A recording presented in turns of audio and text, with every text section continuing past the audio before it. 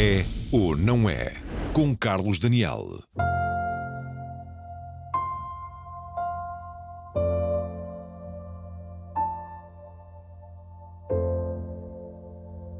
É um lugar mágico, uma espécie de altar do livro.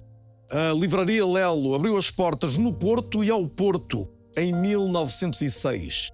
Mais de um século depois, abriu as portas ao mundo, já que é visitada, em cada dia que passa, por 3.500 pessoas. Admiram esta arquitetura singular, de matriz neogótica, mas chegam sobretudo para contactar com aquela que é seguramente uma das maiores invenções da humanidade: o livro. É nesta sala gema, uma palavra que deriva do latim e significa pedra preciosa, que estão guardados os maiores tesouros da Lelo. Este é seguramente um deles, o livro mais antigo da casa. Fala da subjetividade da lei e foi impresso ainda antes de 1500 em Veneza, na prensa móvel de Gutenberg. Foi essa inovação que potenciou pela primeira vez a capacidade de registar, reproduzir e distribuir por escrito conhecimento à escala global. A imprensa dispensou o monge copista. O digital tornou obsoleta a velha prensa de caracteres móveis.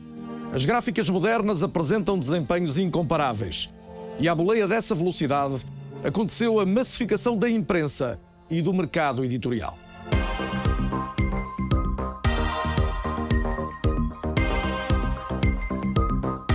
A informação chega hoje a qualquer telemóvel em menos de um segundo. O papel ainda resiste, mas as tiragens são cada vez menores.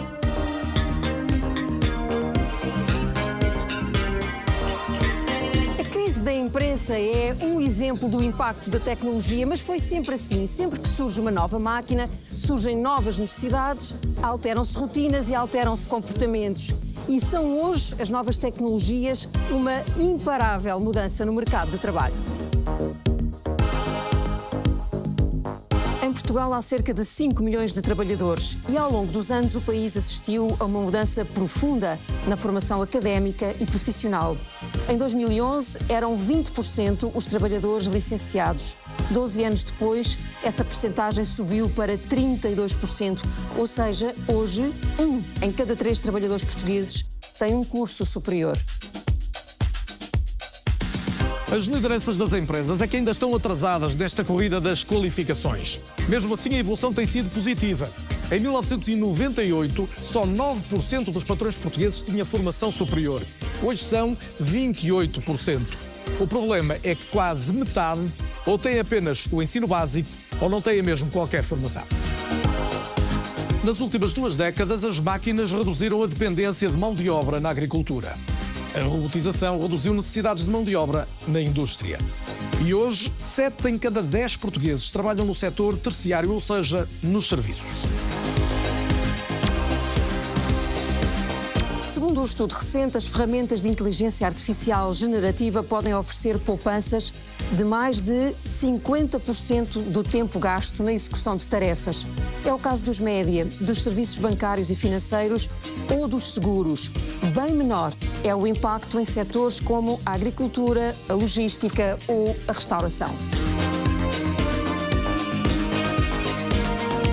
Até 2027, só nos próximos 3 anos e em todo o mundo, 1 em cada 4 empregos vai mudar.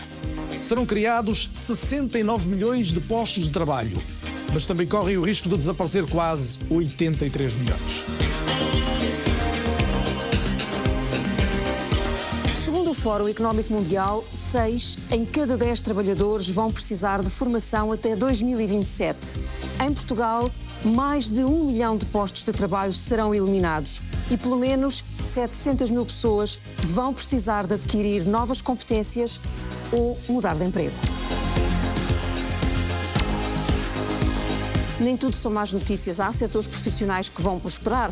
Vão ser precisos mais técnicos para a instalação de painéis solares, mais engenheiros de energias renováveis e cibersegurança, mais cientistas de dados. A transição verde vai contribuir, mas vai também beneficiar da criação de muitos destes novos empregos.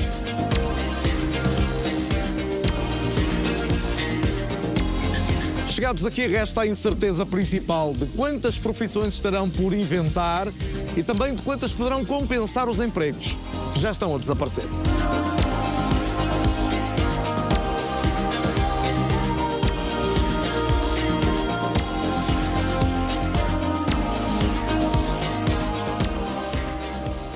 E então, no Porto, num edifício icónico, podemos dizer, apesar de recente, e que se chama precisamente Icon Douro, tem cerca de 2 anos e meio e representa uma nova forma de organizar os espaços de trabalho. A ideia é promover a criatividade, também a partilha, a inovação. Então, neste edifício que recebo hoje os meus convidados para debater o futuro do trabalho e do emprego, agradecendo obviamente a presença de todos.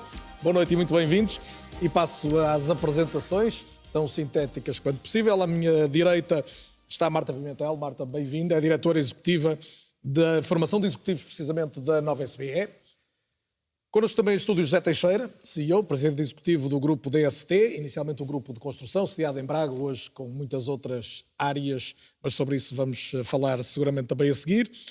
Igualmente Carlos Oliveira, empreendedor e atualmente também presidente do Conselho Nacional de Ciência, Tecnologia e Inovação. Carlos, bem-vindo igualmente. Também o estúdio Susana Almeida Lopes, é CEO da SHL Portugal, trabalha na área da avaliação de recursos humanos e já vamos perceber melhor concretamente em que é que isso se traduz. Regina Caldas, também nossa convidada. Regina é diretora-geral de remuneração da Remote, uma empresa que, como o nome indica, oferece soluções de recursos humanos remotas e à escala global. E Elísio Estanque, sociólogo e professor da Faculdade de Economia da Universidade de Coimbra. Muito bem-vindos todos. O debate promete. O desafio, até porque a primeira parte é relativamente curta, é que cada um possa deixar uma impressão, que é quase uma apresentação também, em relação ao que esta mudança, este tempo de mudança cada vez mais acelerado, está a representar nas vossas vidas. Regina, começava precisamente por si, porque a sua atividade hoje resulta desta mudança que estamos a viver. Qual é o efeito maior que sente? Boa noite. Verdade, resulta, e aquilo que eu diria é que esta evolução, para mim, acabou por ser uma oportunidade. Já trabalho em recursos humanos há muitos anos e houve uma altura da minha carreira em que achei que teria de ir para outro país. Cheguei a ponderar mudar de cidade, mudar de país. E, entretanto, surgiu a pandemia e a crescente realidade do trabalho remoto, para mim, acabou por ser uma oportunidade de continuar a estar na minha cidade e de ter acesso a oportunidades globais, funções com impacto global, e de progredir na carreira. Portanto, trabalha remotamente e gera trabalho remoto em todo o mundo, pode dizer-se? Sim, tenho equipa em diferentes países, diferentes fusos horários, trabalho 100% remotamente. José Teixeira, quando pensamos na construção, bem-vindo também, a última ideia que nos ocorre é de trabalho remoto, mas até porque se pensa logo numa necessidade muito grande de participação humana. Isto também está a mudar? Ninguém assenta tijolos remotamente. Portanto, a nossa área, nomeadamente na indústria da construção, ainda é muito local. E está em curso uma mudança de paradigma, mas isso é outra conversa, podemos ir mais à frente, que é a construção industrial. E uma mudança de paradigma acontece de muitas décadas e muitas décadas. Está a acontecer agora. Mas se eu tivesse de identificar neste minuto que deu o maior corte no trabalho, é a disponibilidade para nós assentarmos como essencial as questões hedónicas e não só apenas as questões utilitárias. Os trabalhadores querem perceber qual é a alma, qual é a psique. Se quiser, como é que dança a empresa? E usando aqui aquela ideia da Sofia, se dança com S ou se dança com C de cedilha. Se dança assentado, o trabalhador não vai querer trabalhar com uma empresa estática, antiga, pouco moderna, onde pagam um salário e onde as questões da alma não são tidas em conta. Este é o grande desafio. É o trabalhador que vem para as empresas, já não quer ser remunerado, quer mais qualquer coisa, quer participar, quer ter voz e quer, sobretudo, discutir o tempo da liberdade com o tempo da necessidade. A mudança que não pode esquecer o trabalhador, retenho essa ideia, vamos voltar a ela. A Susana Almeida Lopes, bem-vinda também. Quem trabalha com recursos humanos, o que é que sente de flagrantemente diferente nos últimos tempos?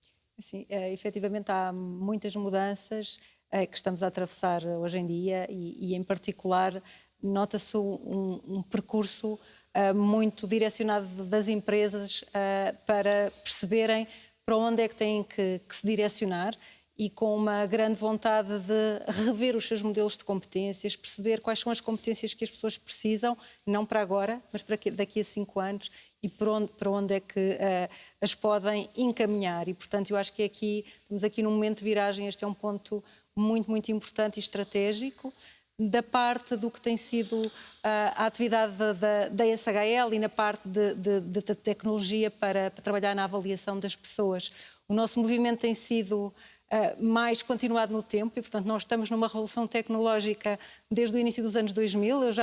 Eu fiz o meu estágio nesta empresa que agora lidero e se nos anos 2000 nós cotávamos os testes ditos psicotécnicos em papel com umas folhas de acetato, hoje em dia é tudo completamente por links informáticos, com uma experiência para as pessoas completamente diferente, oportunidades. Qualquer pessoa em qualquer lado pode responder e ter igualdade de oportunidades e, portanto, termos aqui esta vertente da tecnologia também ao serviço do que podem ser melhores condições e melhores oportunidades para todos. Marta Pimentel, e quem forma executivos preocupa-se com o quê ou sente que mudança? Então, Carlos, boa noite, obrigado, boa noite a todos. Na verdade, eu acho que o grande desafio desta mudança, porque o mundo vive a mudar, é a aceleração. De facto, nós vivemos uma mudança repentina e é extraordinário. O ano passado, o Cambridge, todos os anos nomeia a palavra do ano, e o ano passado foi alucinado. E por isso, de facto, o mundo está alucinado. E o grande desafio é como é que conseguimos acelerar a aprendizagem num contexto alucinado. E por isso aquilo que procuramos hoje na Nova é canalizar aquilo que são as melhores metodologias de aprendizagem para conseguir que as pessoas convivam neste contexto alucinado.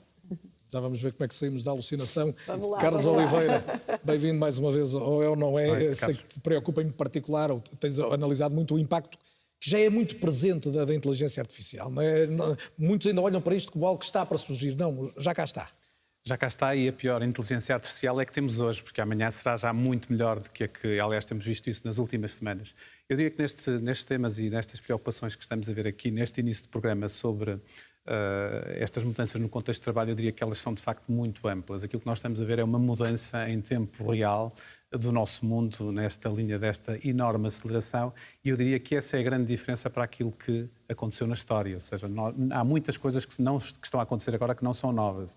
O grande fator é, de facto, este fator de aceleração que está a fazer com que nós estejamos a viver mudanças em tempo real para os quais não temos sistemas preparados. Não temos nem sistemas de ensino, nem as próprias empresas, nem as próprias pessoas para acomodarem toda esta mudança que está a vir muito pela tecnologia. Nós vimos há mais de 500 anos a máquina de Gutenberg ali a fazer os livros. Foi um avanço tecnológico, também era uma nova tecnologia naquela altura que fez disrupção. A questão é que nessa altura a evolução durava alguns séculos, ou as revoluções demoravam séculos. Nós tivemos uma que tem cerca de 30 anos, como há pouco estava a ser dita, que foi a internet, e que o mundo que temos hoje é totalmente distinto daquele mundo que tínhamos há 30 anos, há apenas 30 anos, e o mundo que temos hoje vai ser muito diferente daquele que vamos ter daqui a 2, 3, 4 ou 5. E, portanto, este fator de aceleração está a trazer enormes desafios à sociedade para perceber como é que nós nos vamos ajustar. E a tecnologia aqui é um motor, mas de facto isto é muito mais do que a tecnologia, porque nós passamos a ter possibilidades e fazer coisas de uma forma totalmente diferente. E, portanto, quando olhamos para a tecnologia, ou para as diversas tecnologias que compõem a inteligência artificial, aquilo que eu acredito é que, de facto, nós estamos aqui a falar de oportunidades e possibilidades que vão criar muitas oportunidades para aqueles que sejam os primeiros early adopters e que tenham a capacidade de tirar partido, sejam países, empresas e indivíduos, mas que também cria aqui uma enorme responsabilidade e uma enorme potencial desigualdade, porque, de facto, estas ferramentas não são ainda de acesso generalizado. Tentando não dizer agora tudo o que pode vir a ser dito durante o programa, eu acho que nós ainda não percebemos, de facto, o que é que esta revolução está a causar e vai causar à sociedade, e vai causar, de facto, muitos impactos, não necessariamente todos positivos, mas também, como muitas vezes se tenta trazer, também não necessariamente todos negativos, e, portanto, temos é que ajustar e fazer um ajuste muito mais rápido do que aqueles que estamos preparados. E, em consequência, Elise Estanco, os sociólogos olham para esta realidade e concluem que nunca a mudança no mercado de trabalho, no sistema de emprego, foi tão grande? Boa noite e obrigado pelo convite. A aceleração da mudança é talvez o fator que faz a diferença relativamente às revoluções do passado, não é? Mas quando se inventou a máquina a vapor, isso teve um impacto tremendo na primeira fase da Revolução Industrial em Inglaterra, não é? E, na verdade, a tecnologia determina muita coisa, mas a abordagem que nós fazemos enquanto cientistas sociais parte do pressuposto de que não é a tecnologia o único fator, nem é sequer o principal. Não existe essa ficção de um determinismo tecnológico, porque a tecnologia não paira no ar, não é neutra. Portanto, está vinculada a instituições, está vinculada a, enfim, programas de desenvolvimento científico, instituições políticas, governos, etc. E, portanto, as opções que se fazem em termos de prioridades, em termos de apostas na inovação neste ou no outro setor, tenha um impacto incrível na sociedade e, portanto, isso está a atingir neste momento o mercado de trabalho no seu conjunto, de facto, e aqui colocam-se questões tanto, digamos, promessas utópicas, as do passado já foram largamente esquecidas ou pelo menos desacreditadas, e ao mesmo tempo distopias, quer dizer, aquela ideia do Metrópolis, do filme do Fritz Lang, começa outra vez a ser colocada na equação, porque nós assistimos a uma segmentação tão profunda da força de trabalho, não é? A classe trabalhadora, no fundo, deixou de poder agir, ou pelo menos enfraqueceu-se tremendamente, os sindicatos e tudo mais, e, portanto, o trabalho enquanto elemento aglutinador, enquanto espaço de diálogo, enquanto espaço de exercício de uma gestão democrática, não é? Que coloca diferentes grupos e diferentes interesses em diálogo e capaz de garantir a coesão mínima da sociedade, hoje está, acredito eu, mais sob ameaça do que estava há 40 ou 50 anos atrás. E está aberto o cenário para o debate que nos vai ocupar neste É ou Não É. Temos aqui o ponto de partida, vamos obviamente às questões concretas, afinal, que qualificações são mais procuradas hoje, que tipo de conselho se pode dar aos mais novos sobre áreas a desenvolver, mas também, sobretudo, como é que se podem organizar as empresas, como é que podem olhar para os seus trabalhadores e como é que estes realmente podem responder aos desafios de um mundo em mudança que vai criar novos empregos, fazer desaparecer outros, tudo questões para tratar mais a fundo, a seguir ao intervalo.